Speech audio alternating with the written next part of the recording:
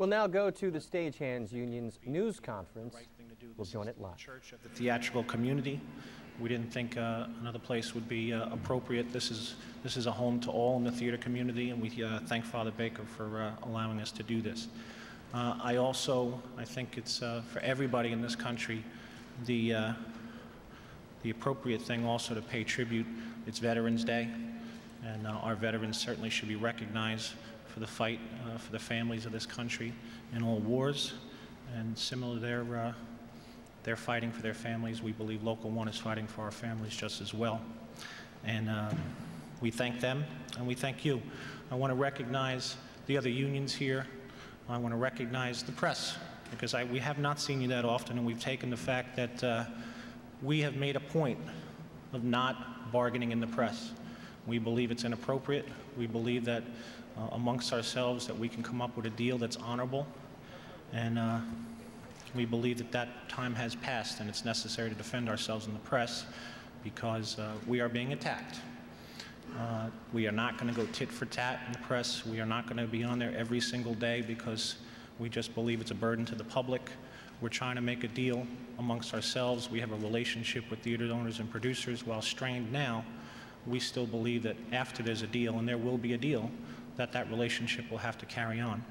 But their attacks in the press are their attacks. We will not perform that way. And again, our whole idea with Local One is we'll be honorable at all times. I do want to introduce the board of Local One, which I'm very proud to have with me, and I also have our negotiating committee, and we have some of our line captains that are out dealing with the problem of a labor dispute.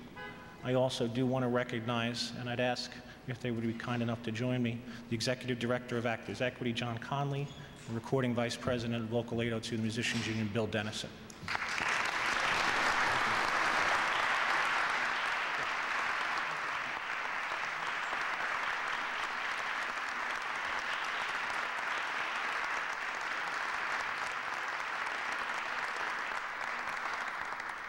I do want to suggest, as I've been saying, and for the members of the press that we've spoken to, and they've given us the opportunity to kind of give themselves some background, this did not just happen in the past 3 days. This has been something that's brewing for months and months and months, and something that we tried to avoid. For those who don't know in the public, the theater owners and producers 3 years ago started a fund which they say is an accumulation of $20 million. And what the public doesn't know is the ticket prices, which everybody is making an attempt to afford, the ticket prices are being challenged, and money is being taken from the ticket purchases and put into that $20 million fund to attack the workers. Not only Local One, this isn't about Local One, this is the entire theatrical community and the workers that provide the services backstage and out in the house of the theater industry. And I don't think the public is really aware of that. And you know what? That's why I said we weren't about to attack anyone in the press, because we felt that the need to keep everything in-house and try to make a deal that was honorable.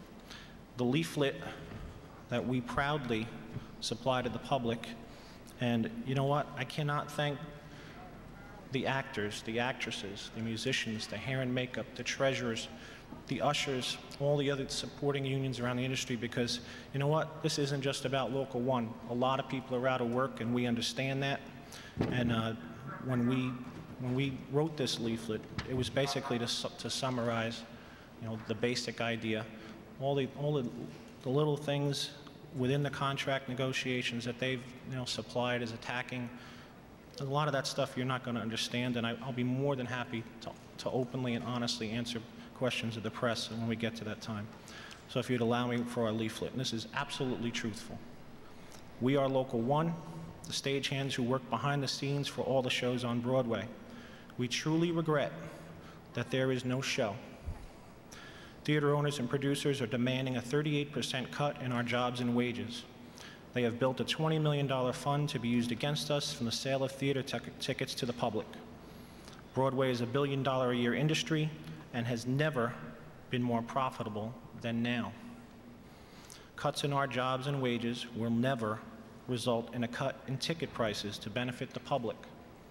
but only an increase in the profits for producers. Unlike the producers, we are not fighting for our second or third homes. We are fighting to keep the one that we have. We ask for everyone's understanding in our efforts to defend ourselves and protect our families. Sincerely, the brothers and sisters of Local One of the IATSE. That, for us, is in a nutshell. If our friends, and we do have friends on the other side of the table, you know what, it's a difficult time, and when everything is said and done, everybody has to work together, because ultimately, it's everyone's obligation in the theatrical community to provide a service for the public. And everyone does such a wonderful job. It's a difficult time now, but we have friends on the other side of the table, and they will be friends again, even though times are tough. They've come out with some numbers that are, let's just say, misrepresented or not factual.